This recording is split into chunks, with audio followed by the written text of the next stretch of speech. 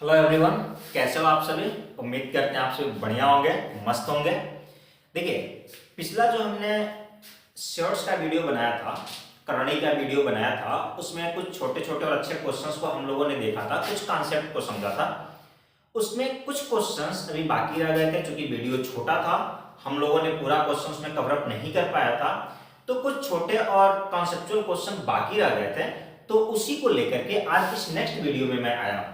आप बोर्ड पे लेके बहुत सारे क्वेश्चंस को देख रहे होंगे, तो इन सभी क्वेश्चंस को आप किस तरीके से टैकल करेंगे, आइए समझते हैं। पहले देखिए, जैसे मैं आपसे यदि कहता कि मैं एक क्वेश्चन लिखूं, यदि मैं कहूं कि square root of 2 square root of 2 square root of 2, इसका मान बताइए क्या होगा। तो जब आप इसे सॉल्व कर, यहीं से मैं इन सारे क्वेश्चंस के कॉन्सेप्ट को कोरिलेट करूंगा, इसलिए बड़ी अच्छे से इसको समझिएगा। यदि मैं इसको सॉल्व करूं तो आप यही कहेंगे, देखो ये मैं इंफिनिटी तक नहीं लिखा हूं, ये तीन ही टर्म तक मैं लिखा हूं। तो आप यदि थोड़ा सा भी दिमाग इसको लगाएंगे तो आप यही कहेंगे कि रूट ऑफ 2, ये रूट ऑफ 2 है, तो क्या इस रूट ऑफ 2 को 2 टू द पावर 1/2 लिख सकता हूं? एग्जैक्टली लिख सकता हूं। आप ये 2 का पावर कुछ नहीं है तो 1 है, और जब बेस आपका सेम होता है तो आप यही कहते हैं 2, ये पावर जुड़ जाएगा, रूट ऑफ ये 1 प्लस 1/2 होगा, तो 2 टू द पावर 3/2 होगा। अब हम मैं कहूं, आप इसको थोड़ा सा और यदि आप ओपन कर रहे होगे तो ये 2 टू द पावर 3/2 है।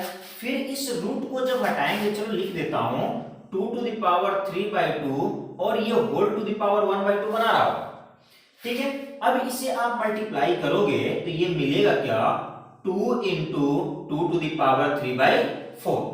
यहां 3/4 है, यहां पावर 1 है, फिर बेस सेम है तो पावर जुड़ेगा, और अब जुड़ेगा यदि तो 1 प्लस 3/4 होगा, तो 1 प्लस 3/4 कितना हो जाएगा, 2 टू द पावर 7/4। थोड़ा सा इसको और आप सॉल्व करोगे, अब ये स्क्वायर रूट हटाओगे तो 2 टू द पावर 7/4 का क्या करोगे, होल का 1/2, तो ये मिल रहा होगा 2 टू द पावर 7/8।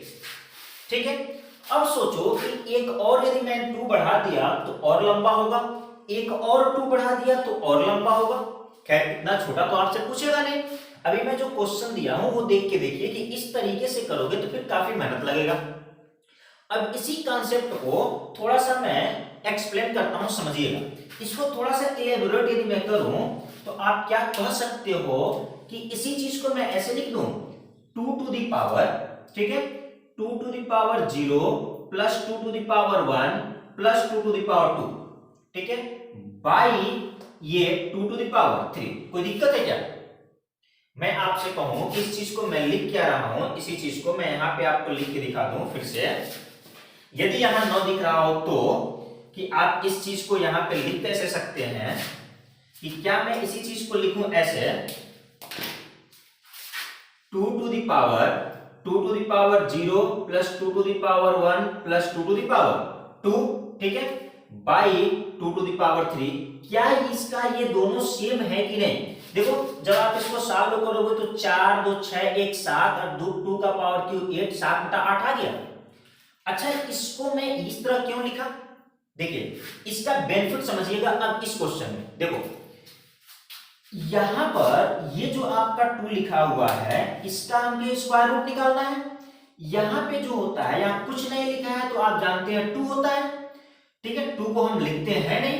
बाकी यदि आपका बात करें तो यहां पे 3 भी हो सकता है, 4 भी हो सकता है, 5 भी हो सकता है, 7 कुछ भी हो सकता है, आपका cube root, fourth root, fifth root कुछ भी हो सकता है, यहाँ 2 3 5 कुछ भी हो सकता है। बस 2 चीजें ध्यान रखिएगा, ये जो अंदर है वो हमेशा बेस होगा, आधार होगा, क्लियर, और जो इसके बाहर यदि 2 है तो ये पावर होगा, क्लियर। अब देखो इसी से हम कोरिलेट करके उसको लिख रहे हैं, हम कर क्या रहे होंगे, ये आपका यहां पर बेस है, ये आपका बेस है, तो चूंकि यहां बेस भी 2 है और पावर भी 2 है, इसलिए थोड़ा सा डिफरेंशिएट करना कठिन हो जाएगा। इस चीज को और क्लियरली हम यहां पे समझते हैं कि जब हम इस क्वेश्चंस को कर रहे होंगे तो इस क्वेश्चन को करने के लिए कभी भी हम फिर इस ट्रेडिशनली मेथड से हम नहीं जाएंगे। तो करेंगे क्या, हम ये करेंगे कि जो बेस है, ये बेस 2 दिख रहा है, हमने लिखा ये बेस, क्लियर, बेस हमने लिख लिया। अब इसके ऊपर मुझे पावर चाहिए। पावर क्या चाहिए, देखो 3 है तो पावर हमने 3 लिखा। कहां तक लिखेंगे ध्यान दीजिएगा, 1 2 3 4 है तो 3 टू द पावर 0 से स्टार्ट करो। 3 to the power 0, 3 to the power 1, 3 to the power 2, 3 to the power 3। इस 4 है तो हम 4 टर्म तक जाएंगे। कहां से स्टार्ट करते हुए, 0 से, और बटा लिखेंगे। इसके बाद पावर क्या आता है, 3 टू द पावर 4। यही आपका आंसर होगा। अब इसी को सॉल्व करके देख लें। तो जब आप इसको सॉल्व करोगे तो 2 टू द पावर ये 3 का क्यूब 27, ये 9, ये 3, 9 3 12, 12 1 13, 13 और 27 कितना हो जाएगा, 40 बटा 3 टू द पावर कितना, 81। जरा देखो कहीं ऑप्शन में दिया है क्या, हाँ ऑप्शन नंबर सी दिया है। यही हमारा आंसर होगा और यही सही होगा। तो एक लाइन में ये क्वेश्चन सॉल्व हो गया। अब कहेंगे कि सर इस क्वेश्चन को करिए, यहां भी 2 है यहां, लेकिन यहां पे क्या है, 3 है। अब देखो इसी से मैं कोरिलेट करूं इसे जरा। जो बेस था वो मैंने बेस लिखा, जो आपका पावर है यही मैंने पावर लिखा। 1 2 3 था तो मैंने 3 टर्म लिखा, 0 1 2, और इसके बाद जो पावर आता है उसी से मैंने क्या कर दिया, डिवाइड, और यही मुझे डायरेक्ट क्या मिल गया, आंसर। क्लियर। अब जरा इसको समझो तो और कांसेप्ट क्लियर करो। ये आपका बेस है तो चूंकि बेस और पावर दोनों सेम है, खैर कोई दिक्कत नहीं, मैंने लिख दिया 3। अब इस पावर को लेके चलते हैं 3 टू द पावर 0 से कहां तक, 1 2 3 4 टर्म तक। 3 to the power 0, 3 to the power 1, 3 to the power 2, 3 to the power 3, 4 term आ गया। बाई इसके बाद का पावर क्या होगा, 3 टू द पावर 4। खैर इन सबको ऐसे भी सॉल्व करेंगे तो आंसर आएगा, लेकिन वो लेंथी होगा और आपके पास एग्जाम में, वनडे एग्जाम में इतना समय नहीं होता है कि आप बैठ के इतना लेंथी तरीके से सॉल्व करें। तो अब हम इसे सॉल्व करेंगे तो एक्चुअल में क्या होगा, फिर देखो ये पावर वही चीज है, 27 हुआ, ये 9 हुआ, ये 3 हुआ और ये आपका 1 हुआ, तो 3 to the power 3 to the power 40 by 3 to the power 4 का मतलब कितना, 81। कहीं ऑप्शन में है क्या, हाँ भाई ऑप्शन में है, चौथा। यही आपका क्या होगा, सही आंसर होगा। एक एक लाइन में आपका आंसर आ रहा होगा। जरा इस क्वेश्चन को देखो। इस क्वेश्चन को तो आप बहुत बार किए होंगे। हम क्या करें, आपका बेस कितना है, 2 है, यहां कुछ नहीं है तो क्या है, पावर 2 है। हम कहां से स्टार्ट करें, 0 से कितने term, 1 2 3 4 5, 2 to the power 0, 2 to the power 1, 2 to the power 2, 2 to the power 3, 2 to the power 4, कितने आए, 1 2 3 4 5 हो गए। अब बाई इसके बाद वाला पावर क्या होगा, 2 टू द पावर 5, यही आपका आंसर हो रहा होगा। तो जरा देखो इसको सॉल्व करो। 2 का पावर 4 कितना, 16, 2 टू द पावर 3 8, 16 और 8 24, 2 टू द पावर 4, ये आपका 2 टू द पावर 2 4 हो गया, तो 24 और 4 28, 28 और 2 30, 30 और 1 31, तो 2 to the power 31 by 2 to the power 5 कितना, 32, और यही आंसर होगा। देखो कहीं दिया है क्या ऑप्शन में, हाँ पहला ऑप्शन ए, यही आपका क्या होगा, सही होगा। देखो एक एक लाइन में आपको आंसर मिलेगा। अभी हम इसको छोड़ते हैं, पहले इस पे चलते हैं, ठीक है। ये बढ़िया क्वेश्चन है। अब मैं इसको रफ कर रहा हूं तो क्योंकि इसको हमें क्या करना है, सॉल्व करना है। देखो ये क्वेश्चन किसी ने किसी पेपर में पूछा गया क्वेश्चन है, बढ़िया क्वेश्चन है। अब कॉन्सेप्ट जानते हो तो बड़ी इजीली कर ले जाओगे, अदरवाइज आप स्किप करेंगे या टाइम टेकन क्लासेस होगा। देखिए इस क्वेश्चन को यदि मुझे करना है तो फिर वही का, ये बेस भी आपका 7 है, ये बेस है, और पावर भी क्या है, ये भी 7 है। तो हम चलो लेके चलते हैं इसकी एक, पहले हम वैल्यू निकालते हैं फिर देखते हैं क्या होगा। हम कहेंगे 7 बेस हो गया, 1 2 3 4 तक है, तो 7 to the power 0, 7 to the power 1, 7 to the power 2, हमें 4 टर्म तक चाहिए, 7 टू द पावर 3 बाई इसके बाद वाला पावर कितना हो जाएगा, 7 टू द पावर 4। इसको हम सॉल्व करें, 7 का पावर 3 कितना हो जाएगा, 343, ये होगा आपका 49, ये 7 हुआ और ये कितना हुआ 1, तो 49 और 1 50, 343 और 7 350, 350 और 50 कितना, 7 to the power 400 by 7 to the power 4 28, 28 का स्क्वायर 24, सॉरी हाँ 7 टू का स्क्वायर 49 और 49 का स्क्वायर कितना 2401।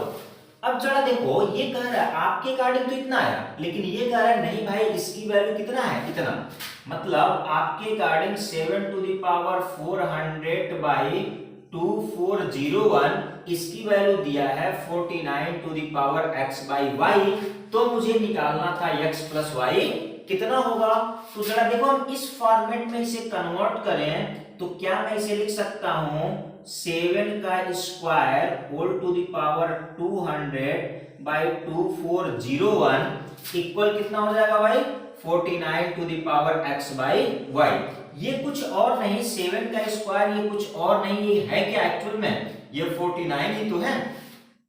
अब जब आपका बेस सेम है तो पावर को हम क्या कर लें, कंपेयर कर लें, और जो ही हम पावर को कंपेयर करेंगे x का मान आपका 200 और y का मान कितना 2401। तो पूछा क्या था x प्लस वाई, तो आप कहोगे भाई 200 प्लस 2401 कितना आ जाएगा 2601। क्या कहीं ऑप्शन में दिया हुआ है 2601? हाँ भाई, ऑप्शन नंबर सी दिया हुआ है, यही आंसर होगा।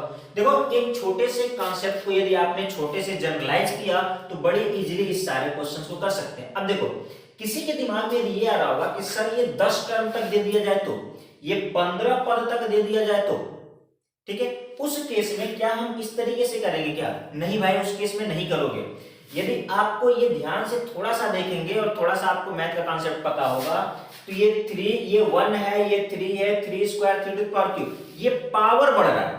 और जब ये पावर बढ़ रहा है सेम रेशियो में, तो इसका मतलब हमेशा जो ये सीरीज में बनता है ना, ये सीरीज आपका जीपी में बनता है, गुणोत्तर श्रेणी में बनता है, ज्योमेट्रिक प्रोग्रेशन में बनता है। और जब ये ज्योमेट्रिक प्रोग्रेशन में बनता है तो यदि आप इस तरीके से नहीं ऐड करना चाहते हैं तो ज्योमेट्रिक प्रोग्रेशन, खैर आपको वनडे एग्जाम में इतना मेहनत करने की जरूरत नहीं पड़ती है, लेकिन यदि बाई चांस आपके दिमाग में यदि आ रहा हो तब की मैं बात बता रहा हूं, तो इस ज्योमेट्रिक प्रोग्रेशन का आपने सम पढ़ा होगा, Sn बराबर a r to the power n-1 by r-1।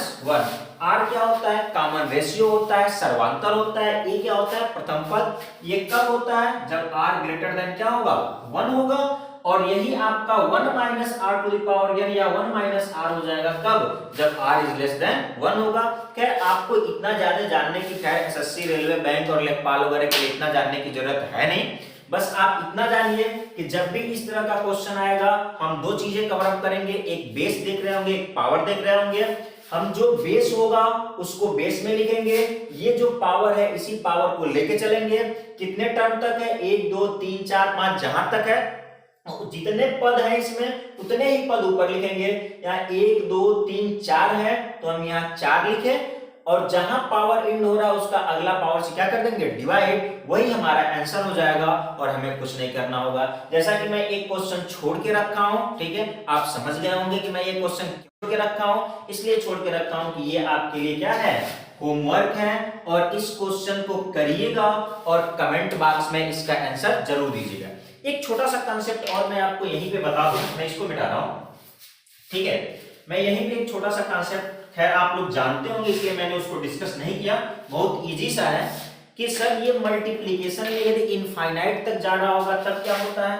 जैसे मान लीजिए मैंने कहा ये √2 ये मल्टीप्लिकेशन में डॉट डॉट डॉट यदि इनफाइनाइट टर्म्स तक गया तो हम क्या कर रहे होंगे, तो हमेशा याद रखिएगा कि जब इस तरह का प्रोडक्ट इनफाइनाइट टर्म्स तक जाएगा तो हमेशा ये जिसका प्रोडक्ट लिया है, ये जो आपका बेस है, यही इसका वैल्यू होगा, यही आंसर होगा। जैसे मान लीजिए मैंने एक और क्वेश्चन कर दिया कि √7 ये इनफाइनाइट तक गया है, सर इसका वैल्यू बताइए। तो इसका वैल्यू कुछ नहीं वही होगा, जब आप x मान के कर रहे होंगे ना तो दो वैल्यू एक्चुअल में मिलती है, एक 0 मिलती है और एक आपका यही जो वैल्यू होता है वो मिलता है। तो कभी भी पॉजिटिव नंबर का प्रोडक्ट 0 नहीं आता है, इसलिए हम 0 नहीं लेते हैं, सीधा हम कहेंगे कि यही आपका आंसर हो जाएगा, 7 क्या होगा, आंसर होगा। क्लियर? तो ये इसका जो आपका क्वेश्चन नंबर 4 है, इसे करिएगा और कमेंट बॉक्स में सभी लोग आंसर जरूर दीजिएगा, ठीक है। चलिए आज वीडियो यहीं पे हम एंड करते हैं, लेकिन एक काम मत भूलिएगा, जब भी आप सब्सक्राइब करते हैं चैनल को तो बगल में जो बेल आइकन होता है उसे जरूर प्रेस करिएगा। बेल आइकन प्रेस करने से फायदा आपके लिए होगा कि जो ही मैं वीडियो अपलोड करूंगा तुरंत आपके पास मैसेज चला जाएगा, नोटिफिकेशन चला जाएगा कि वीडियो अपलोड हो गया है, तो आप इजीली देख पाएंगे, ठीक है। चलिए आज के लिए इतना ही, ओके, थैंक यू।